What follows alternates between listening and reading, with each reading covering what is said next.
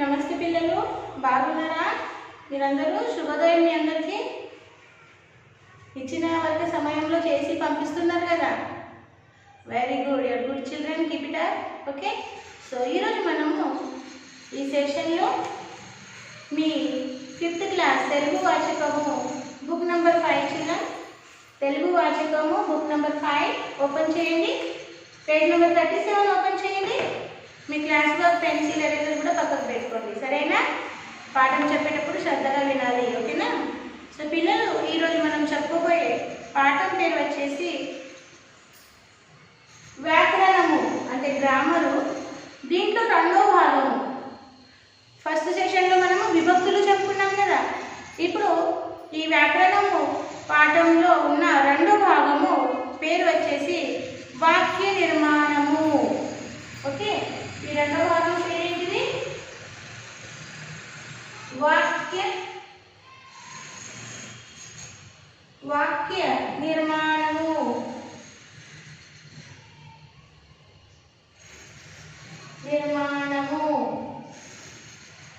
వాక్య నిర్మాణము, ఇది మనం చెప్పుకోతున్నాము ఈరోజు ఈ సెషన్లో. వాక్య నిర్మాణము అంటే బిల్డింగ్ a sentence, అంటే వాక్యాలు ఎలా నిర్మింపబడతాయి అవి మనము తెలుసుకుందాం. మన మనసులోని భావాన్ని ఇతరులకు చెప్పడానికి వాక్యాలు ఉపయోగిస్తాం. మన మనసులోని భావాన్ని ఇతరులకు చెప్పడానికి వాక్యాలు ఉపయోగిస్తాం. వాక్యాల్లో కొన్ని పదాలు క్రమ పద్ధతిలో ఉంటాయి. వాక్యంలో కొన్ని పదాలు క్రమ పద్ధతిలో ఉంటాయి. ఒక వాక్యంలో సాధారణంగా కర్త, కర్మ, క్రియ కనిపిస్తాయి. కొన్ని వాక్యాల్లో ఈ మూడింటిలో ఒకటి కానీ రెండు కానీ ఉపయోగించవచ్చు. కొన్ని వాక్యాల్లో కర్త, కర్మ, క్రియ మూడు కనిపిస్తాయి. కొన్ని వాక్యాల్లో ఈ మూడింటిలో ఒకటి కానీ రెండు కనబడవచ్చు. సో ఏమన్నారంటే, మన మనసులో ఉన్న భావాన్ని మనము ఇతరులకు ఎలా తెలుపుతాము? వాక్యాల ద్వారా. ఓకే, ఇతరులకు చెప్పడానికి వాక్యాలను ఉపయోగిస్తాం. వాక్యాన్ని ఉపయోగించి మన మనసులో ఉన్న భావాన్ని మనం ఇతరులకి తెలుపుతాము పిల్లలు. ఓకే, వాక్యంలో కొన్ని పదాలు ఈ వాక్యం నిర్మిస్తప్పుడు ఈ వాక్యంలో కొన్ని పదాలు క్రమ పద్ధతిలో ఉంటాయి. క్రమ పద్ధతిలో అంటే that is having one certain order. Okay, the sentence having a certain order. First nouns will become, then the verb will become, okay, and then some other parts will become. So tenses also will be there. కాలాలు, okay, కాలాలు కూడా ఉపయోగిస్తాం. So ఈ వాక్యాల్లో ఉన్న పదాలు క్రమ పద్ధతిలో మనం ఉపయోగిస్తాము. ఇలా క్రమ పద్ధతిగా ఉపయోగించి మన వాక్యాలు తయారు చేసి వాక్యాలు ఉపయోగించి మన మనసులో ఉన్న భావాన్ని మనము ఇతరులకు తెలుపుతాము. ఒక వాక్యంలో కొన్నిసార్లు 3 భాగాలు ఉంటాయి. కర్త, కర్మ అండ్ క్రియ. ఇంకా కొన్నిసార్లు ఈ మూడింటిలో కొన్ని వాక్యాలు ఒక భాగము లేకుండా 2 భాగాలే కనిపించవచ్చు. ఓకే, సో ఇవి ఎలా ఉన్నాయి చూద్దాం. ఫస్ట్ మీరు రాయండి. మన మనసులో ఉన్న భావాన్ని ఇతరులకు చెప్పడానికి వాక్యాలు ఉపయోగిస్తాం. వాక్యాలు ఎందుకు ఉపయోగిస్తాము అని క్వశ్చన్ రాయండి. ఓకే, క్వశ్చన్ 1, వాక్యాలు ఎందుకు ఉపయోగిస్తాం?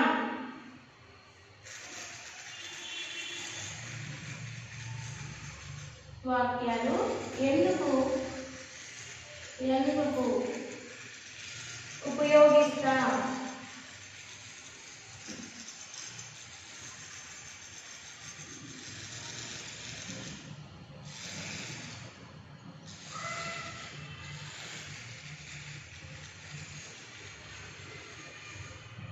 వాక్యాలు ఎందుకు ఉపయోగిస్తాము? జవాబు రాయండి.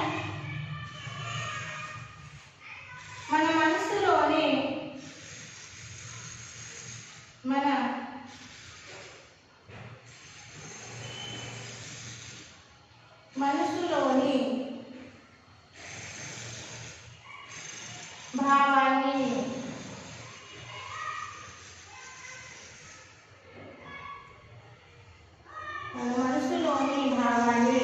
ఇతరులకు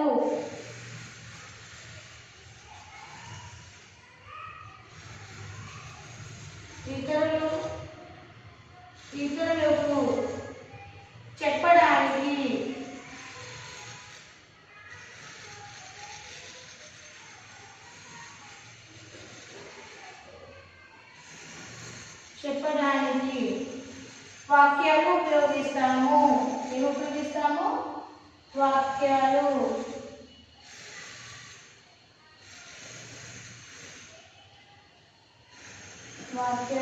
ఉపయోగిస్తాము.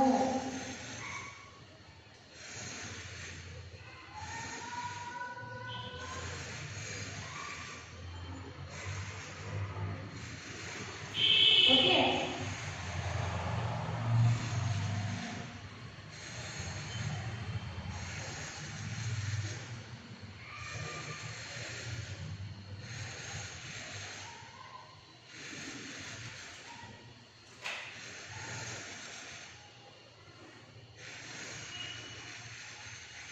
సో సెకండ్ క్వశ్చన్ రాయండి. వాక్యంలో ఎన్ని భాగాలు ఉంటాయి? వాక్యంలో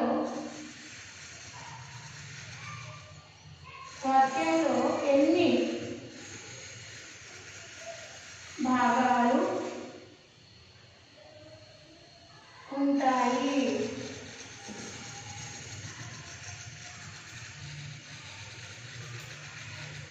వాక్యంలో ఎన్ని భాగాలు ఉంటాయి? సో జవాబు రాయండి. వాక్యంలో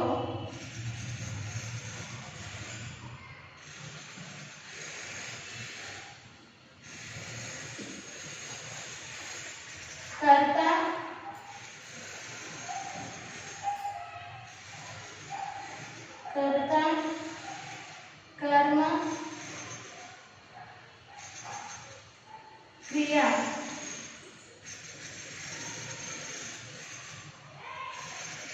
అని మూడు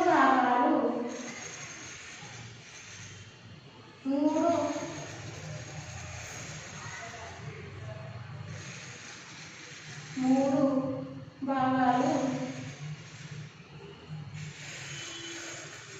ఉంటాయి.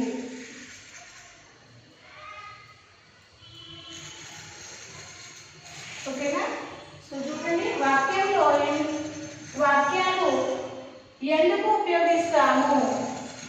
మనసులోని భావాన్ని ఇతరులకు చెప్పడానికి వాక్యాలు ఉపయోగిస్తాం. రెండో క్వశ్చన్ చూడండి, వాక్యంలో ఎన్ని భాగాలు ఉంటాయి? జవాబు వచ్చేసి వాక్యంలో కర్త, కర్మ, క్రియ అని మూడు భాగాలు ఉంటాయి. నీటిగా రాయండి.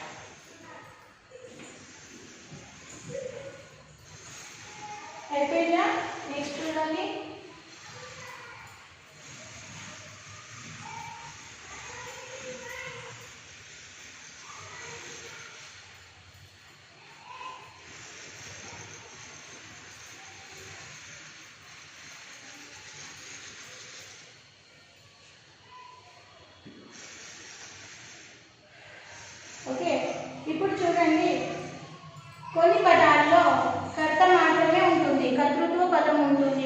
కొన్ని పదాల్లో కొన్ని వాక్యాల్లో కర్తృత్వ పదమే ఉంటుంది, అంటే కర్త మాత్రమే ఉంటుంది. కొన్ని వాక్యాల్లో కర్త కర్మ రెండు ఉంటుంది, కర్త క్రియ రెండు ఉంటుంది. కొన్ని వాక్యాల్లో కర్త కర్మ క్రియ మూడు ఉంటాయి. సో అవి ఎలా ఉంటాయో మనం చూద్దాం ఇక్కడ. ఓకే, ఉదాహరణ అంటే మీ టెక్స్ట్ బుక్ పేజ్ నెంబర్ 37లో ఇచ్చారు చూడండి. ఉదాహరణ, ఫర్ ఎగ్జాంపుల్, ఫస్ట్ వన్, ఇదిగో సీత.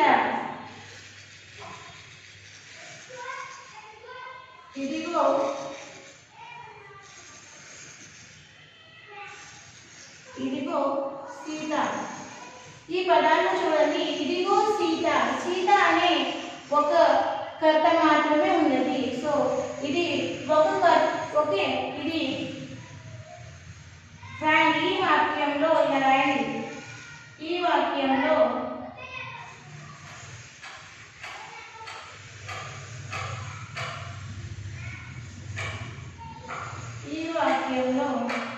కర్త కర్మ క్రియ లేవు. కర్త కర్మ క్రియ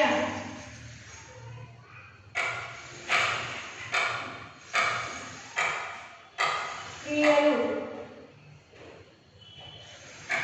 ఈ వాక్యంలో కర్త కర్మ క్రియలు లేవు.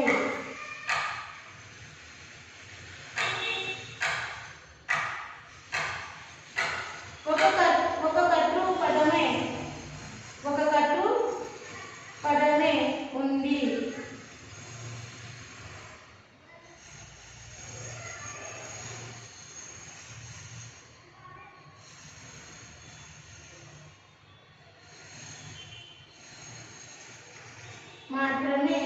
కర్తృ పదం మాత్రమే ఉంది.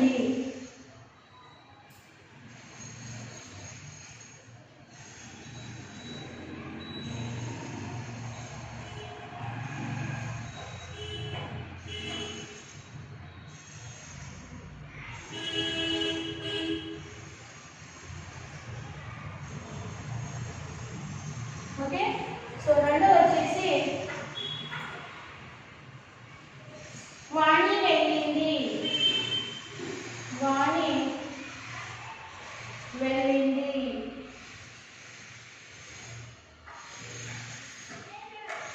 వాణి వెళ్ళింది. ఈ వాక్యంలో వాణి కర్త, వెళ్ళింది క్రియ.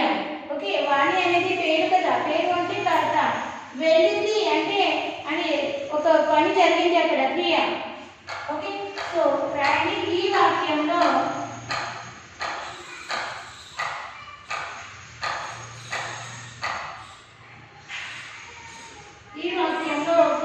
కర్తృపదం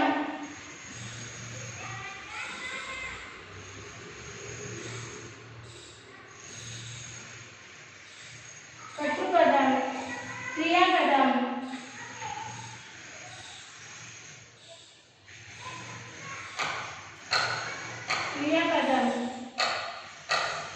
ఉన్నాయి.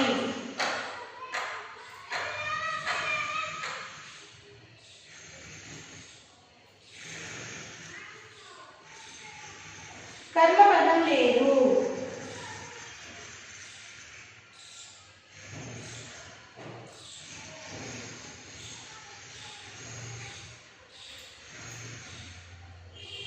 కర్మ పదం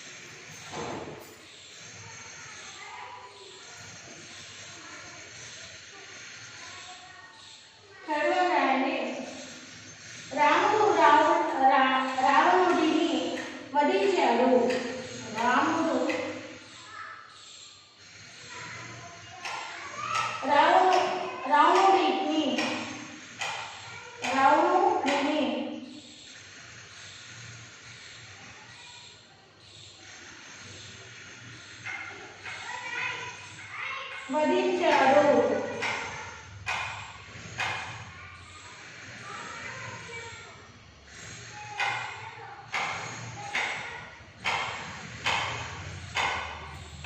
సో ఇది ఒక వాక్యం. దీంట్లో రాముడు అనేది కర్త, రావణుడిని అనేది కర్మ, ఓకే, వధించాడు అనేది క్రియ. ఓకే, సో చూడండి, రాముడు కర్త ఏం కర్మ చేశాడు, ఏం పని చేశాడు, రాముడి చేత ఏ పని జరిగింది, దాన్ని కర్మ అంటారు. రావణుడిని ఏం చేశాడు అంటే వధించాడు అంటే క్రియ. ఓకే, సంపిండు అన్నట్టు వధించాడు. సో ఈ వాక్యంలో రాముడు కర్త, రావణుడిని కర్మ, వధించాడు క్రియ. సో ఈ వాక్యంలో కర్త, కర్మ, క్రియ ఒక వరుసలోనే ఉన్నాయి. ఓకే, సో ఇలా కొన్ని పదాల్లో కర్త, కర్మ, క్రియ ఒక వరుసలోనే వస్తాయన్నమాట. ఓకే, సో ఇలా రాయండి. ఈ పై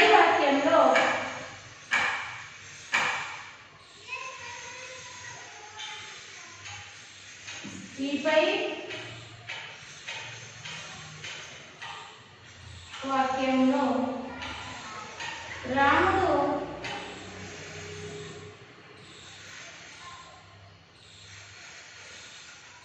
రాముడు కర్త, రావణుడు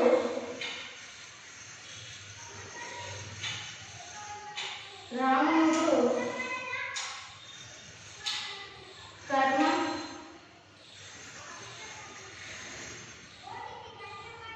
వధించాడు.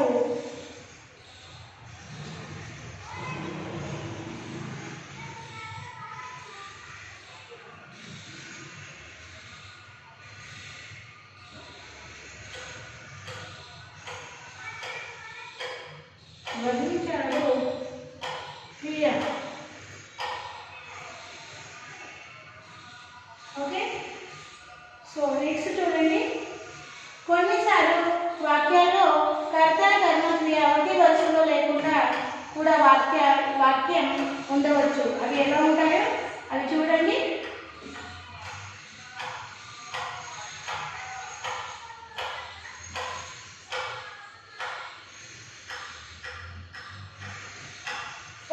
చూడండి, కర్త,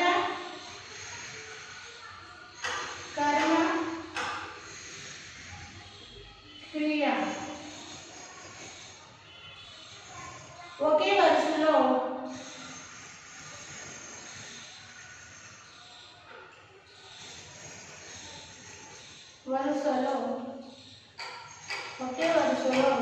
లేకుండా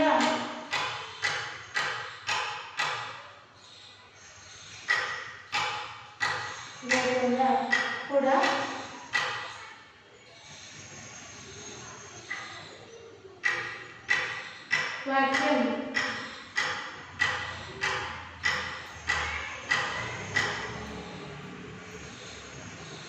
వాక్యం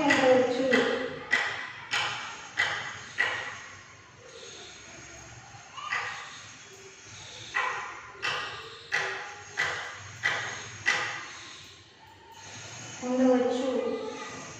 ఫర్ ఎగ్జాంపుల్,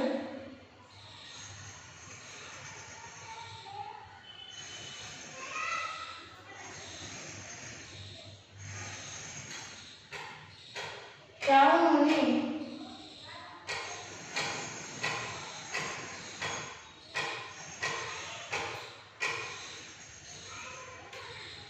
రాముడు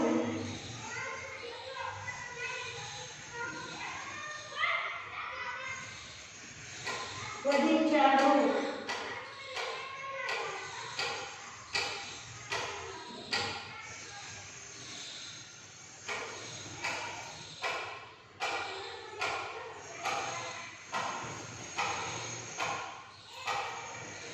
రావణుని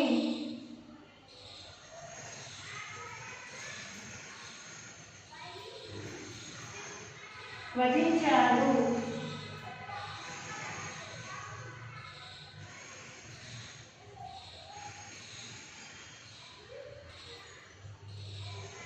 రాముడు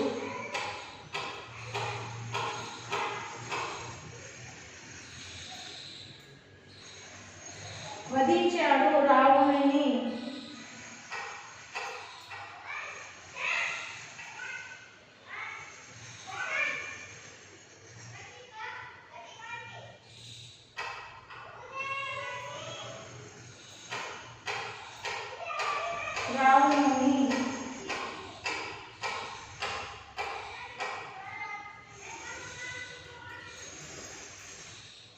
రాముడు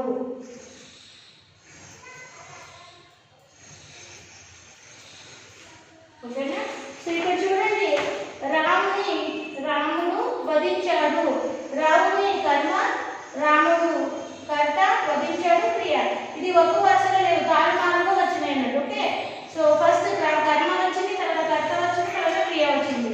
సో కొన్నిసారిగా కర్త కర్మ క్రియ ఒకే వరుసలో లేకుండా కూడా కారణాలు అయి కొన్ని వాక్యాలు రాయవచ్చు. ఓకే, రావణుని వధించాడు రాముడు.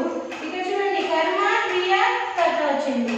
వధించాడు రావణుని రాముడు అంటే ఇక్కడ క్రియ కర్మ కర్త వచ్చింది. ఓకేనా, ఇది రాసుకోవచ్చు.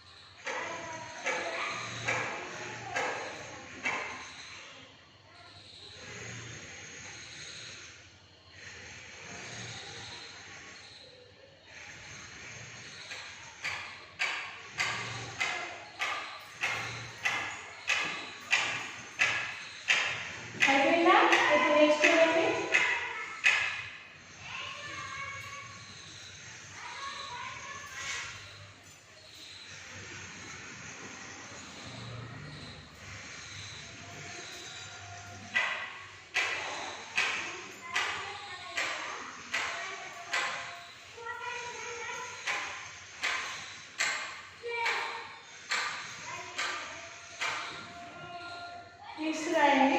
వాక్యంలోనే కర్త ఏకవచనంలో ఉంటే క్రియ ఏకవచనంలో ఉంటుంది, రాసుకోండి. ఓకే, వాక్యంలోనే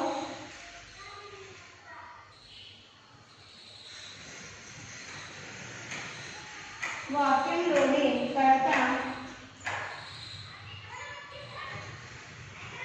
ఏకవచనంలో ఉంటే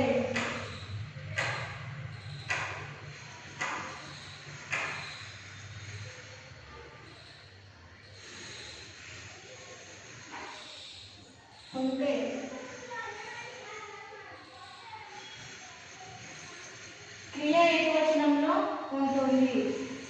క్రియ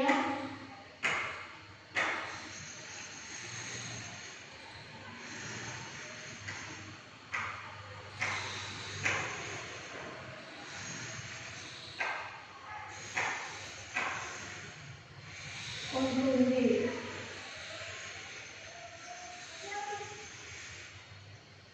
ఉంటుంది. ఓకే,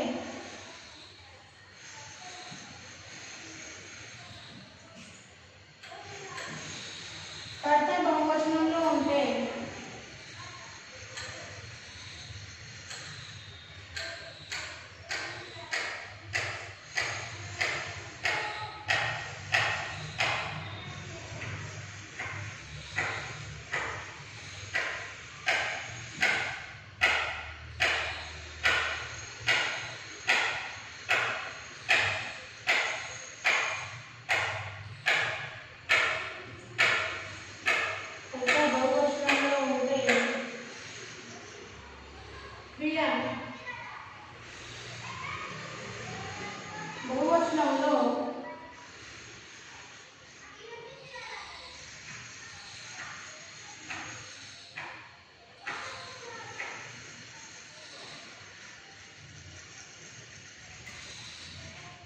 ఉంటుంది.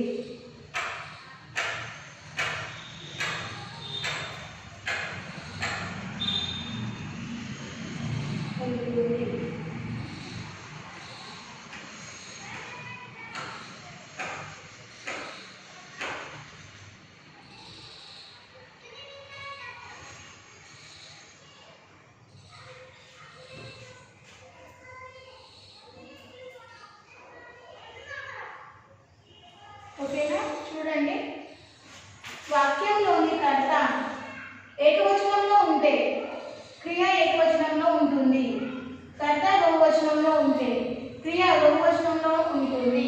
ఓకేనా? సో ఫర్ ఎగ్జాంపుల్, ఉదాహరణ ఫస్ట్ వన్ చూడండి. నేను బడికి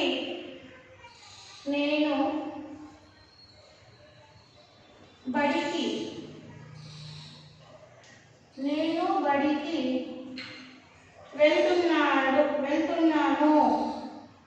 నేను బడికి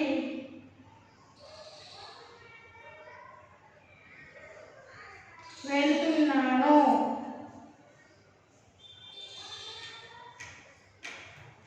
ఓకే, నేను అనేది ఏకవచనం కర్త. ఓకే, వెళ్తున్నాను.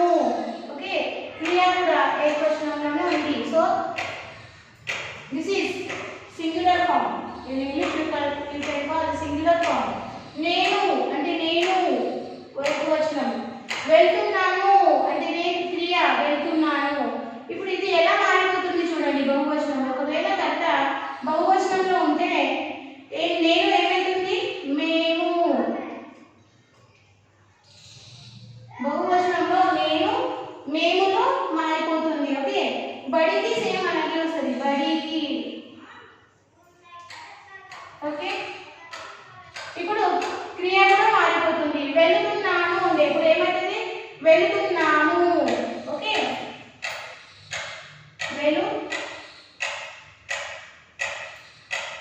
వెళ్తున్నాము. ఇక్కడ నువ్వు పోయి అక్కడ ఏమొస్తుంది? వెళ్తున్నాము. చూడండి, ఇక్కడ క్రియ కూడా మారిపోయింది, కర్త కూడా మారిపోయింది. ఓకే, సో ఇక్కడ ఏకవచనము సింగులర్ ఫామ్, నేను బడికి వెళ్తున్నాను. క్రియ కూడా సింగులర్ ఫామ్ లోనే ఉంది. ఓకే, ఏకవచనంలోనే ఉంది. ఇప్పుడు రెండోసారి ఏమైంది? నేను అంటే మేము అంటే మనం బహువచనంలో మాట్లాడుతున్నాము, ప్లూరల్ ఫామ్ లో మాట్లాడుతున్నాము. మేము బడికి వెళ్తున్నాము అంటే క్రియ కూడా బహువచనంలో మారిపోయింది. ఓకేనా? So right.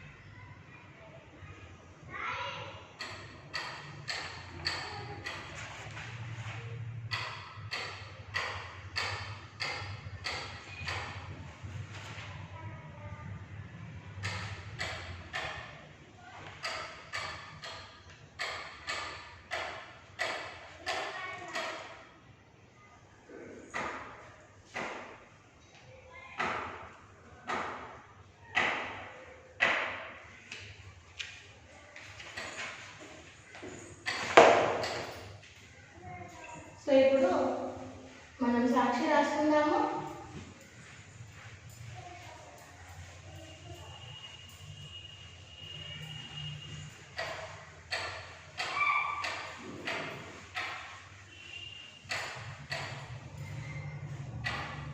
Sakshi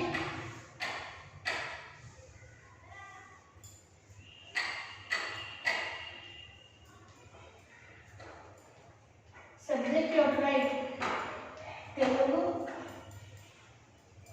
class your write, 5th class. And HW your write, HW same as class work one time ఏదైతే మనం క్లాస్ వర్క్లో రాసామో అదే హోంవర్క్లో కాపీ చేయండి. ఇక్కడ పేరెంట్స్ సైన్ తీసుకోండి, parents sign and here teacher sign వద్దు చేయించుదాం. When the school will be physically reopen. So ఈరోజు మనం ఇక్కడ 8వ పాఠం వ్యాకరణము కంప్లీట్ చేసాము. మళ్ళీ మనము మరో పాఠంతో మరో సెషన్లో కలుద్దాము. ఇచ్చిన హోంవర్క్ సరైన టైంలో చేసి స్కూల్ మేనేజ్కి పంపించండి. అప్పుడు సెలవు. Bye bye.